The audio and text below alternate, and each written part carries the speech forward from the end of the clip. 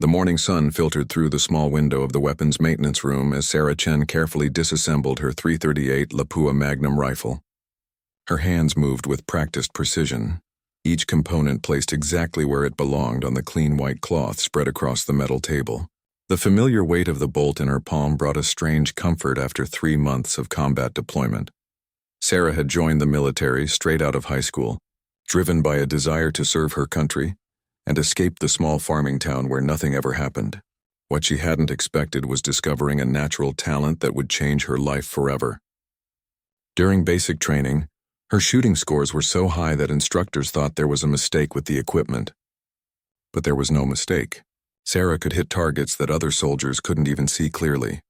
The rifle she was cleaning had become an extension of herself over the past year. Every scratch on its surface told a story. Every modification had been carefully chosen to improve accuracy and reliability.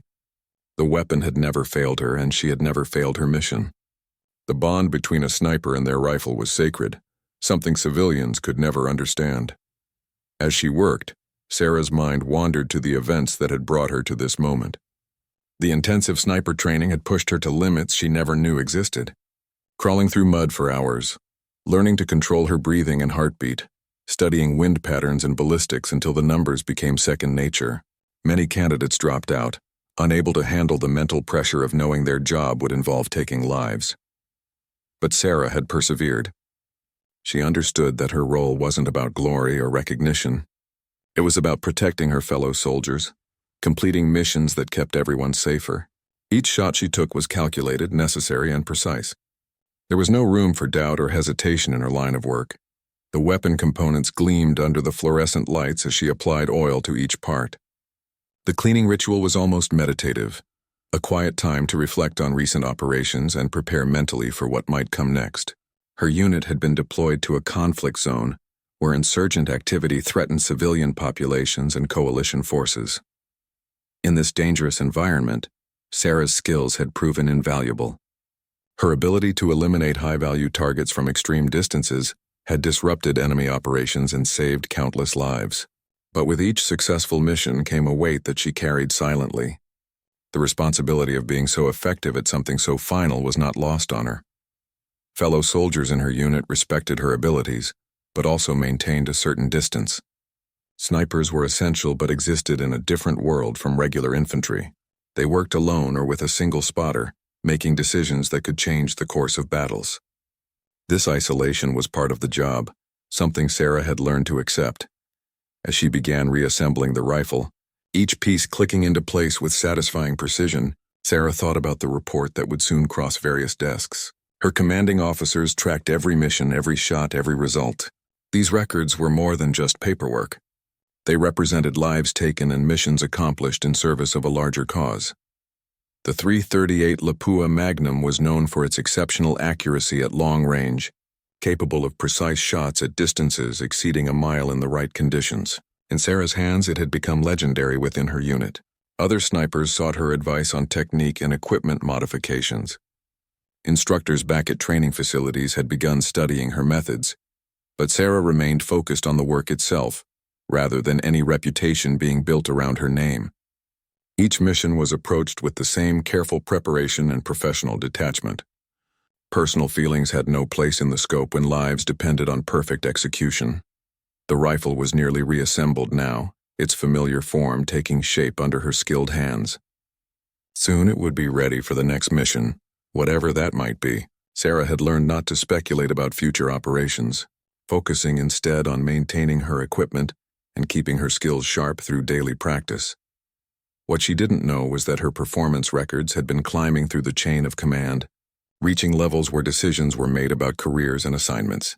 Numbers on paper were about to become a conversation that would change everything for the quiet sniper who just wanted to do her job well. The final component clicked into place, and Sarah lifted the completed rifle, checking its balance and feel. Everything was perfect, exactly as it should be. She had no way of knowing that within hours, this moment of quiet preparation would be remembered as the calm before a storm that would reshape her military career in ways she never imagined possible. The knock on the maintenance room door was sharp and authoritative, cutting through Sarah's concentration like a blade. She looked up from her rifle to see Sergeant Martinez standing in the doorway, his expression unreadable but tense. Behind him stood a figure that made Sarah's stomach tighten with unexpected nervousness. General Harrison was a legend in military circles, a man whose reputation preceded him into every room he entered. Sarah had never seen him in person, only in photographs and briefings where his achievements were discussed in hushed, respectful tones. He was known for his strategic brilliance, his unwavering dedication to his soldiers, and his ability to make decisions that saved lives and won battles. The general stepped into the small room, his presence somehow making the space feel even more confined. His gray hair was perfectly groomed, despite the harsh conditions of the forward operating base, and his uniform bore the insignia of decades of distinguished service. But it was his eyes that caught Sarah's attention, intelligent, calculating, and currently focused entirely on her. Sarah immediately stood at attention, her rifle held at the ready position despite being in a maintenance area. Years of training had ingrained these responses so deeply that they were automatic. The general's reputation included being a stickler for military protocol, and she had no intention of disappointing him with sloppy behavior. In his right hand, General Harrison carried a manila folder that looked worn from handling. The edges were slightly bent, and Sarah could see that it contained a substantial stack of papers. She had no idea what might be in that folder, but something about the way the general held it suggested its contents were significant. The silence stretched for several long seconds as the general looked around the maintenance room, taking in the organized chaos of weapons care. His gaze lingered on the spotless rifle in Sarah's hands, then moved to the cleaning supplies neatly arranged on the table. Everything about the space reflected military precision and personal pride in equipment. Sergeant Martinez cleared his throat softly, breaking the tension. He had worked with Sarah for over a year and had never seen her look nervous before. The woman who could place a bullet exactly where she intended from impossible distances was clearly uncomfortable under the general's scrutiny. General Harrison finally spoke, his voice carrying the authority of someone accustomed to being heard and obeyed. He asked Sarah to remain as she was, but to set her weapon aside safely. The request was polite but unmistakably a command. Sarah complied immediately, placing her rifle in its designated rack with the same care she had shown while cleaning it. The general opened the manila folder and began scanning the documents inside. Sarah caught glimpses of charts, graphs, and what appeared to be mission reports, but she couldn't make out any specific details. The papers rustled softly as he turned pages, occasionally stopping to examine particular sections more closely. What Sarah didn't know was that the folder contained her complete service record as a sniper, compiled from reports submitted by various commanding officers over the past 18 months. Every mission, every shot, every result had been meticulously documented and analyzed. The numbers told a story that had caught the attention of people far above her usual chain of command. Her accuracy rate was unprecedented, consistently achieving results that seemed almost impossible to believe. Mission after mission had been completed with perfect precision, often under conditions that would challenge even the most experienced snipers. Targets had been eliminated at distances that pushed the limits of equipment and human capability. But it wasn't just the technical achievements that had drawn attention. Reports from fellow soldiers painted a picture of someone who remained calm under extreme pressure, who could make split-second decisions that saved lives, and who approached each mission with unwavering professionalism. Her reputation had spread throughout the entire theater of operations. The general continued reading, occasionally glancing up at Sarah, as if comparing the person standing before him with the achievements described on paper. His expression remained neutral, giving no indication of his thoughts or intentions. Sarah found herself wondering what had brought such a high-ranking officer to see her personally. In her experience, visits from generals usually meant one of two things: exceptional recognition or serious trouble. She mentally reviewed her recent actions, trying to think of anything that might have violated regulations or caused problems. Nothing came to mind, but that didn't necessarily mean she was safe. The maintenance room felt smaller with each passing minute. The familiar space that had been her refuge now felt like an interrogation chamber. Even Sergeant Martinez seemed uncomfortable, shifting his weight from foot to foot as he watched the proceedings. General Harrison closed the folder with a soft thud and looked directly at Sarah. His expression had changed subtly, though she couldn't quite read what the change meant. There was something in his eyes that hadn't been there before. Perhaps surprise, maybe respect, or possibly something else entirely. The moment stretched between them, heavy with unspoken implications. Sarah realized that whatever was in that folder had brought one of the most powerful men in the military to see her personally. The thought was both thrilling and terrifying, opening possibilities she had never considered while also threatening the comfortable routine she had built around her role as a sniper. Whatever came next would change everything, and Sarah sensed that her quiet days of simply doing her job well were about to become much more complicated. General Harrison's silence stretched beyond what felt natural, creating a tension in the room that seemed to press against the walls. Sarah maintained her position at attention, but she could feel sweat beginning to form despite the cool morning air. The general's eyes moved between her face and the folder in his hands, as if he was trying to reconcile something that didn't quite make sense. Finally, he spoke, asking Sarah to confirm her full name and service number. His voice carried a gravity that suggested this wasn't merely a routine verification. Sarah responded clearly and confidently, providing the requested information without hesitation. She had repeated these details countless times during her military career, but never under circumstances that felt so momentous. The general nodded slowly, then asked about her background before military service. Sarah explained her small-town upbringing, her decision to enlist straight from high school, and her discovery of exceptional shooting abilities during basic training. She spoke in the clear, concise manner that military service had taught her, sticking to facts and avoiding unnecessary personal details. What Sarah couldn't see was the growing amazement in the general's expression as he processed what he was hearing. The folder contained kill records that defied belief. 93 confirmed eliminations in 18 months of active duty, with an accuracy rate approaching 100%. These weren't random statistics. Each number represented a successful mission that had protected coalition forces and civilian populations. The distances recorded in her files read like fiction to most military professionals. Shots exceeding 1,500 meters had become routine for Sarah, with several successful eliminations recorded at distances approaching 2,000 meters. Under combat conditions with moving targets and environmental factors, such accuracy was considered virtually impossible by conventional standards. But it wasn't just the long-distance shots that had caught attention. Sarah's ability to operate in urban environments, picking targets from complex scenarios without risking civilian casualties, had saved countless innocent lives. Her mission reports described situations where lesser snipers would have been forced to abort. But Sarah had found ways to complete objectives while maintaining the highest ethical standards.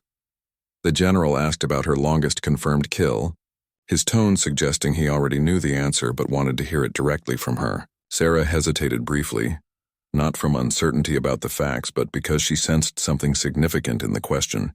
She described the mission that had required a shot at nearly 2,100 meters, explaining the conditions and calculations that had made success possible.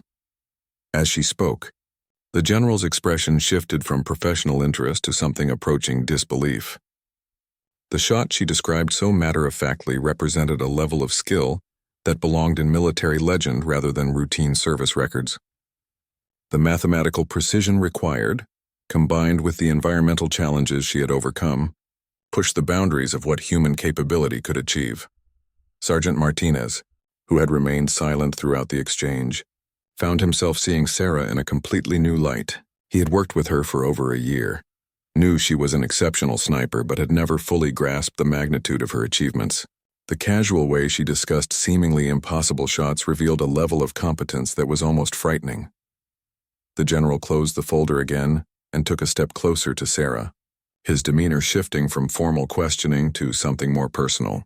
He asked about her training, wanting to know who had taught her the techniques that enabled such extraordinary performance. Sarah explained her training progression, mentioning the instructors who had recognized her potential and pushed her to develop it. What she didn't mention was the countless hours of self-directed practice, the obsessive attention to detail that drove her to understand every variable that could affect a shot. She had studied ballistics tables until she could calculate trajectories mentally, practiced breathing techniques until her heart rate could be controlled at will, and developed an intuitive understanding of wind patterns that bordered on supernatural. The general asked about her equipment preferences, and Sarah described the modifications she had made to her rifle system. Each change had been carefully researched and tested, designed to maximize accuracy and reliability under the extreme conditions of combat deployment. Her knowledge of weapon systems impressed even experienced military professionals. As the questions continued, Sarah began to understand that this wasn't a routine inspection or evaluation. The general's interest went beyond simple curiosity. There was purpose behind his inquiries that suggested significant implications for her future. She sensed that her quiet career as a sniper was about to take a dramatic turn. The folder in the general's hands represented more than just performance statistics. It contained proof of capabilities that could change how certain military operations were conducted. Sarah's skills had evolved beyond the normal parameters of sniper effectiveness, creating possibilities that hadn't existed before her emergence as a uniquely talented operator.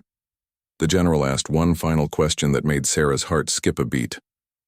He wanted to know if she had ever considered what her exceptional abilities might mean for missions that went beyond conventional warfare.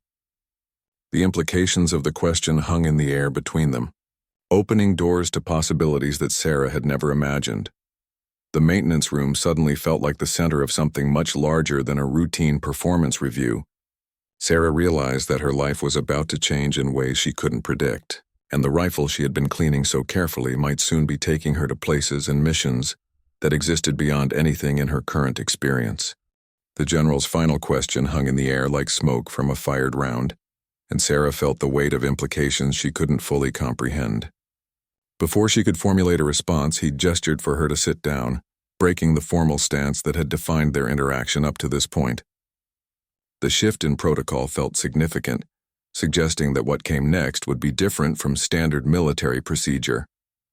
General Harrison pulled up a chair across from Sarah, the manila folder resting on his lap like a bridge between them. His expression had evolved from official curiosity to something more complex, a mixture of respect, concern, and what appeared to be careful calculation. Sarah had never been in a situation where a general officer treated her as something approaching an equal, and the experience was both flattering and unsettling. He began by explaining that her service record had attracted attention at the highest levels of military command. The numbers were so exceptional that multiple departments had requested verification, unable to believe that one soldier could achieve such consistent results under combat conditions. Independent reviews had confirmed every statistic, leading to discussions about capabilities that extended far beyond normal sniper operations. Sarah listened carefully as the general described how her performance had been analyzed by military strategists, weapons specialists, and operational planners. They had concluded that her abilities represented a unique asset that could be utilized in ways that conventional snipers could never attempt. Missions that had previously been considered impossible or too risky were now potentially achievable. The folder was opened again, and the general began sharing specific details about her recorded achievements. Mission after mission was described in clinical terms that somehow failed to capture the life and death realities Sarah remembered so vividly. Each successful elimination had been a complex problem solved under extreme pressure, but the reports reduced them to statistics and tactical analyses. One mission in particular had caught the attention of intelligence agencies and special operations commanders. Sarah had eliminated a high-value target from a distance that exceeded all previous records for combat sniping, doing so in urban terrain with minimal collateral damage risk. The shot had disrupted an entire terrorist network and prevented a planned attack on civilian infrastructure. What made the achievement even more remarkable was that Sarah had accomplished it with standard military equipment, without the specialized tools that might be expected for such an extreme shot. Her ability to maximize performance from conventional weapon systems suggested an understanding of ballistics and marksmanship that went beyond normal training parameters. The general explained that recommendations had been made to transfer Sarah to specialized units that handled the most sensitive military operations. These assignments would involve targets and missions that existed in the shadows of conventional warfare, requiring discretion and capabilities that only a handful of soldiers possessed. But there was a catch, and Sarah could sense it coming before the general voiced it. Accepting such assignments would mean leaving behind everything familiar about her military career. No more working with her current unit, No more routine deployments and no more anonymity within the larger military structure. She would become part of operations that officially didn't exist. The general described the selection process for these specialized roles, explaining that technical skill was only one factor among many. Psychological evaluations would test her ability to operate independently under extreme stress, often without backup or extraction options. The mental demands of such work had broken soldiers who were technically proficient but lacked the emotional resilience for prolonged isolation. Sarah found herself thinking about the soldiers she would leave behind if she accepted such a transfer. Her current unit had become like family, and the thought of abandoning them for unknown assignments felt like betrayal. But she also understood that exceptional abilities came with exceptional responsibilities, and her skills might serve the greater good in ways she had never considered. The general sensed her internal struggle and offered reassurance that no immediate decision was required. The formal evaluation process would take time, and she would have opportunities to learn more about what specialized service would actually involve. But he also made it clear that opportunities like this were rare and might not come again. As they talked, Sarah began to understand that her reputation extended far beyond her immediate commanders. Stories of her achievements had spread through military networks, creating expectations and possibilities that she had never sought.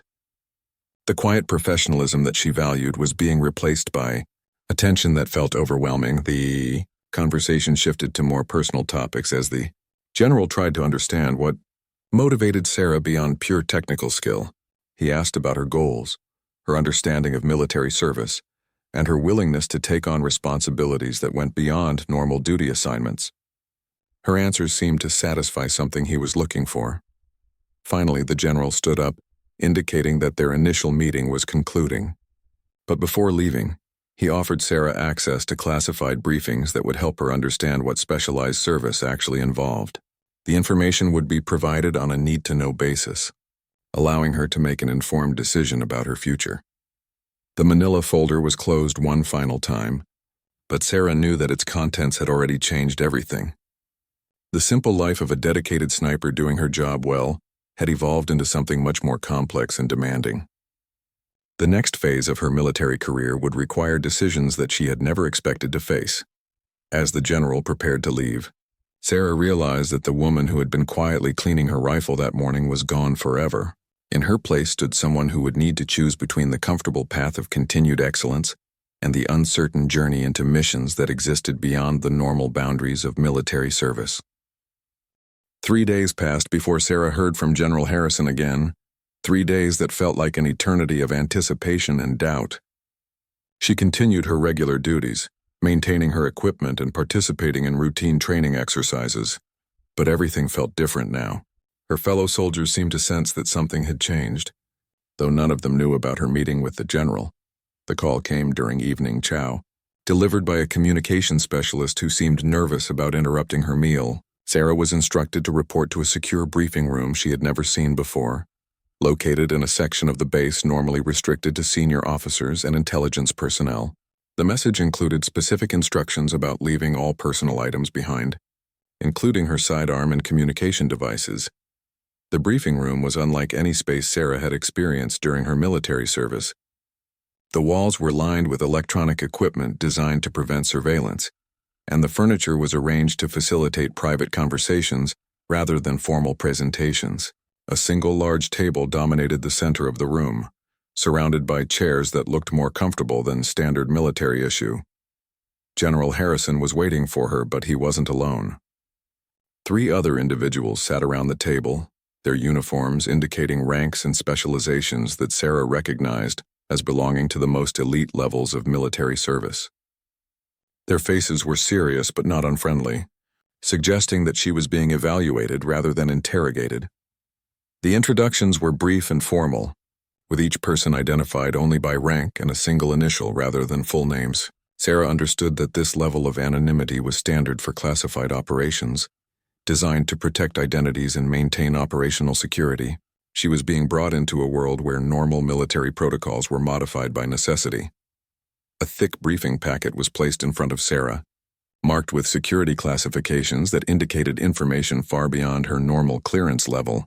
General Harrison explained that the contents would help her understand what specialized service actually involved, but warned that reading the materials would constitute a commitment to maintaining strict secrecy regardless of her final decision. The first section of the packet described missions that sounded like fiction rather than military operations. Targets eliminated in foreign countries without official acknowledgement, operations conducted with complete deniability, and assignments that required snipers to work alone in hostile territory for extended periods. The technical challenges described in the mission summaries pushed the boundaries of what seemed humanly possible, but it was the personal accounts from other specialized operators that truly opened Sarah's eyes to what this career path would demand. Stories of months spent in isolation, living under assumed identities while waiting for the perfect opportunity to complete an assignment. Descriptions of shots taken under conditions that would have been considered impossible by conventional standards, often with no backup plan or extraction route. One particular account resonated with Sarah more than the others. A female sniper, identified only as Operator 7, had completed a mission that required her to eliminate a terrorist leader from a distance exceeding 3,000 meters, using a rifle system she had never fired before, and working with intelligence that was 12 hours old.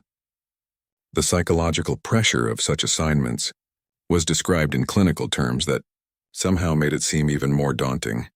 The briefing packet also included detailed information about the training program that specialized operators completed before their first assignments. Months of intensive instruction covering languages, cultural adaptation, advanced marksmanship techniques, and survival skills that went far beyond normal military training. The failure rate was significant, with many candidates eliminated for psychological reasons rather than technical deficiencies. General Harrison explained that accepting specialized service would mean signing contracts that extended well beyond normal military obligations. The knowledge and skills she would acquire made her a permanent security risk, requiring ongoing oversight even after completing active duty. The decision to enter this world was essentially irreversible, with implications that would affect the rest of her life. As Sarah processed the information, she began to understand why the general had been so careful during their initial meeting. The capabilities described in the briefing materials required not just exceptional technical skill, but psychological characteristics that couldn't be easily identified through normal evaluation methods. The wrong person in these roles could cause catastrophic damage to national security. One of the other officers, identified as Colonel M, began describing the support systems available to specialized operators. Advanced equipment that wasn't available to conventional forces, intelligence resources that provided detailed information about targets and operating environments, and extraction capabilities that could retrieve operators from almost any location on Earth. But he also emphasized that missions often required working without any of these advantages. The technical specifications for weapons and equipment used by specialized operators impressed even Sarah's experienced eye. Rifle systems capable of accuracy at distances she had never attempted, ammunition designed for specific mission requirements, and optical equipment that seemed to belong in science fiction rather than military service. But she also learned that operators were expected to achieve similar results with whatever equipment was available. The conversation shifted to more personal topics as the officers tried to understand Sarah's motivations and psychological resilience. They asked about her ability to work alone for extended periods, her comfort with moral ambiguity in target selection, and her willingness to accept assignments that might never be officially acknowledged. Her answers were evaluated not just for content, but for the confidence and honesty with which she delivered them. Finally, General Harrison asked the question that Sarah had been expecting since the meeting began. Was she willing to begin the evaluation process that could lead to specialized service assignments? The decision didn't require immediate commitment to the full program, but would start a process that would permanently change her security clearance and military record. Sarah looked around the room at faces that revealed nothing about what they were thinking. These were people who had made similar decisions at some point in their careers, accepting responsibilities and risks that went far beyond normal military service. Their presence suggested that the challenges were manageable, but their serious expressions indicated that the costs were significant.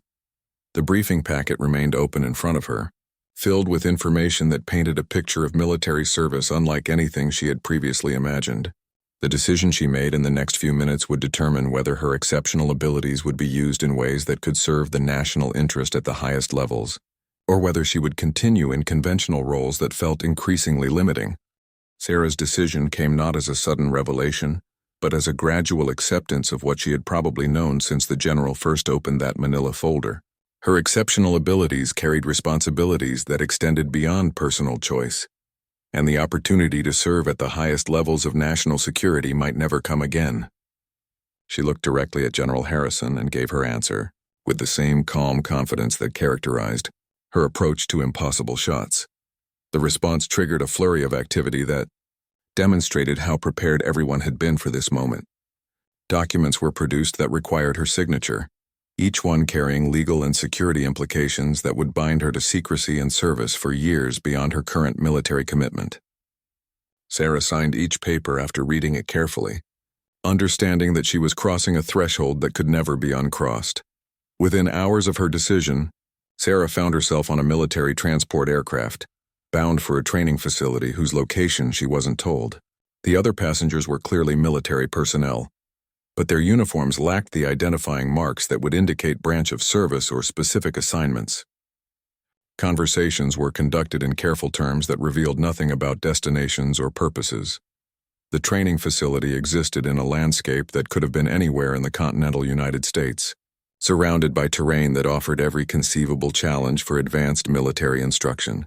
Buildings were distributed across thousands of acres, connected by roads that seemed to lead nowhere and everywhere simultaneously.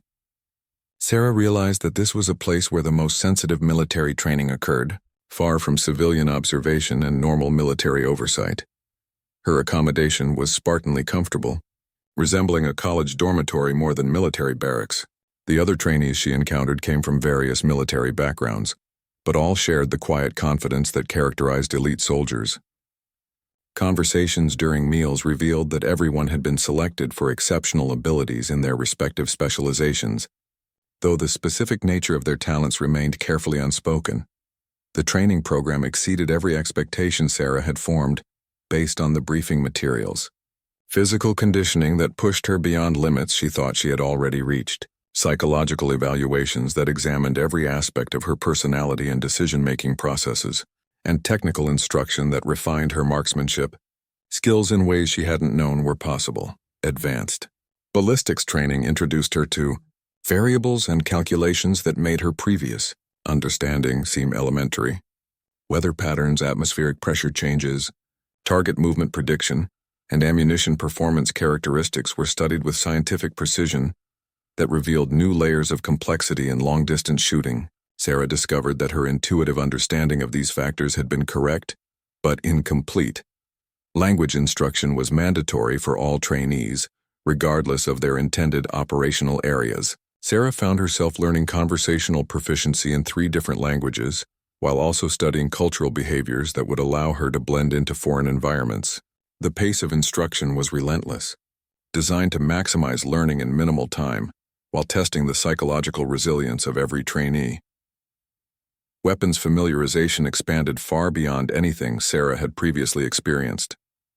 She learned to achieve combat effectiveness with rifle systems from multiple manufacturers, each with different characteristics and optimal employment techniques. The goal was versatility that would allow successful mission completion regardless of available equipment, a capability that proved more challenging than expected. But it was the mission simulation exercises that truly tested her readiness for specialized operations. Scenarios that required her to work alone in simulated hostile territory, making decisions based on incomplete information while achieving objectives that seemed nearly impossible. Some simulations lasted for days, testing her ability to maintain focus and effectiveness under prolonged stress. One particular exercise challenged Sarah to eliminate multiple targets in an urban environment, while avoiding civilian casualties and remaining undetected by enemy forces. The scenario included variable weather conditions, moving targets, and time constraints that required split-second decision-making. Success demanded not just technical proficiency, but tactical understanding that integrated multiple disciplines. The psychological evaluation process was unlike anything Sarah had experienced during her military career. Extensive interviews explored her motivations, fears, and moral boundaries, while standardized tests measured her responses to stress and isolation. Evaluators seemed particularly interested in her ability to maintain emotional stability while working alone for extended periods. As weeks of training progressed, Sarah began to understand that she was being prepared for missions that existed in a realm beyond conventional military operations. The technical skills were important, but equally crucial was the psychological conditioning that would allow her to function effectively in situations where normal support systems didn't exist. Fellow trainees began disappearing from the program, some clearly eliminated for performance deficiencies, while others seemed to leave for reasons that weren't apparent. Sarah realized that the selection process continued throughout training, with ongoing evaluation determining who would ultimately be deemed suitable for specialized assignments. The training culminated in a final exercise that tested every skill developed during the program. Sarah found herself deployed alone in a simulated enemy territory, tasked with eliminating a high-value target while avoiding capture and successfully extracting to a predetermined location.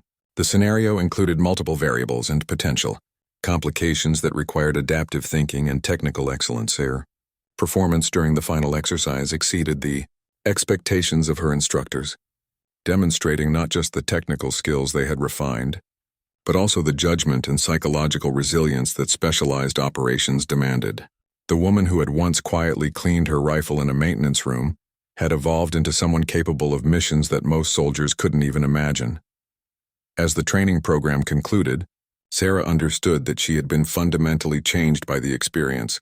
The skills and knowledge she had acquired made her a different kind of soldier, one whose capabilities would be employed in ways that conventional military personnel would never experience.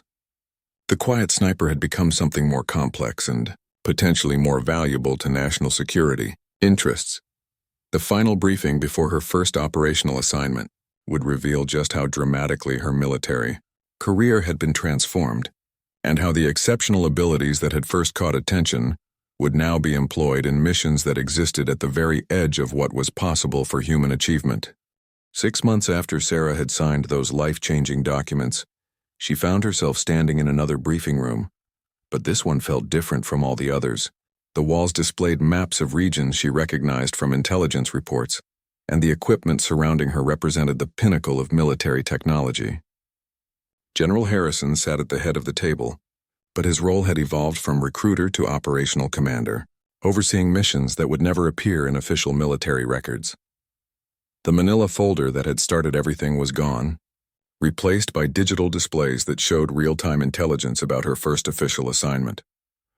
The target was a terrorist leader, whose elimination had been deemed critical to preventing attacks on civilian populations, someone whose location and security arrangements made conventional military action impossible.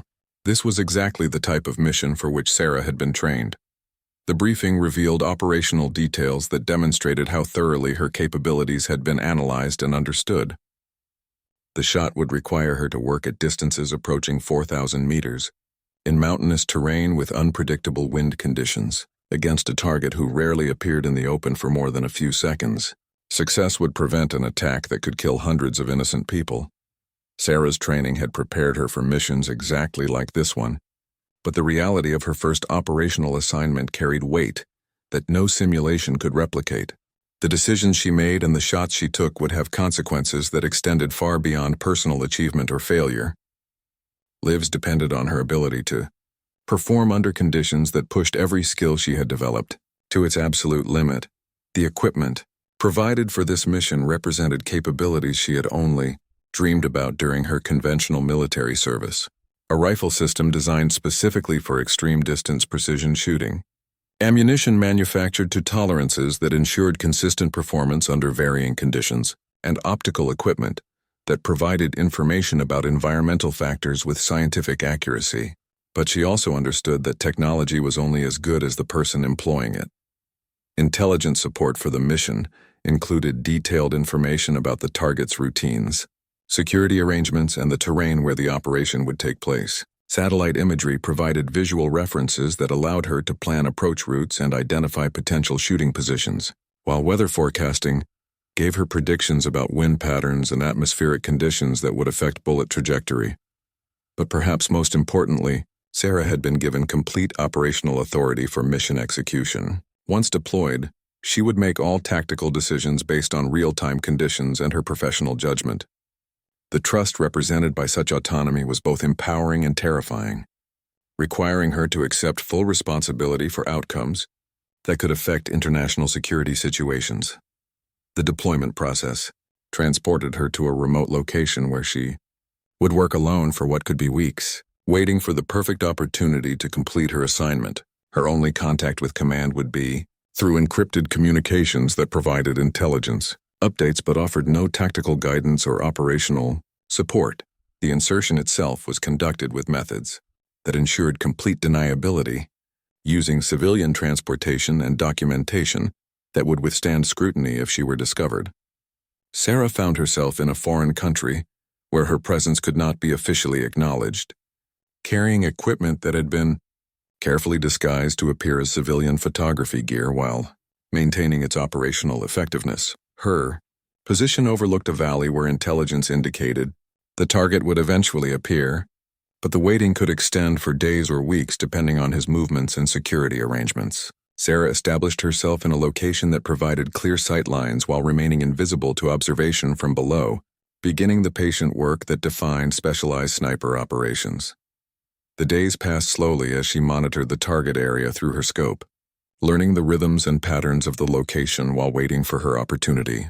Local civilians went about their daily routines, unaware that their valley was under surveillance by someone whose presence could change the course of international events. Sarah found herself observing details about their lives that had nothing to do with her mission but somehow made the waiting more bearable. Intelligence updates arrived regularly through her encrypted communication system, providing information about the target's movements and activities in other locations. The reports painted a picture of someone whose elimination would disrupt terrorist networks across multiple countries, justifying the resources and risks involved in the operation.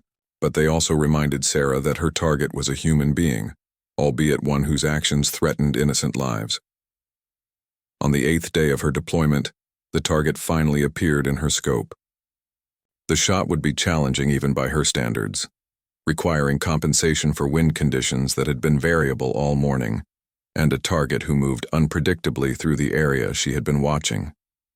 Sarah felt the familiar calm that descended during crucial moments, her training taking over as she calculated the variables that would determine success or failure. The shot, when it came, was perfect. The target was eliminated instantly from a distance that exceeded all her previous achievements, under conditions that would have challenged the most experienced snipers in military history. But Sarah felt no satisfaction or pride in the technical accomplishment, only relief that a mission critical to public safety had been completed successfully. Extraction from the operational area required her to remain invisible for another 48 hours while making her way to a predetermined location where she could be retrieved safely. The journey tested skills that went beyond marksmanship, requiring her to move through potentially hostile territory while avoiding detection by local security forces who might be searching for whoever had eliminated their target. When Sarah finally returned to the briefing room where her specialized career had begun, General Harrison's expression contained something she hadn't seen before. It wasn't just professional satisfaction or relief at a successful mission, but genuine respect for someone who had proven herself capable of achievements that existed at the very limits of human possibility. The debriefing process examined every aspect of the mission, from technical execution to psychological impact, ensuring that lessons learned would inform future operations. Sarah's performance had exceeded all expectations, demonstrating that the investment in her training and development had produced capabilities that would serve national security interests for years to come. As she left that final briefing, Sarah understood that her journey from small-town recruit to specialized operator was complete, but her service was just beginning. The rifle she had been polishing that morning so long ago had become the instrument through which she would serve her country in ways that few people could imagine or understand. The quiet soldier who had simply wanted To do her job well had evolved into someone whose exceptional abilities would be employed in missions that existed beyond the boundaries of conventional military service. General Harrison's silence when he first read her kill record had marked the beginning of a transformation that changed not just her career, but the very nature of what she could accomplish in service to her nation. Her story would never be told publicly. Her achievements would never be officially recognized. But Sarah had found her place in the world of shadows where the most critical work was done by people whose names would never be known. The woman polishing her rifle had become legend.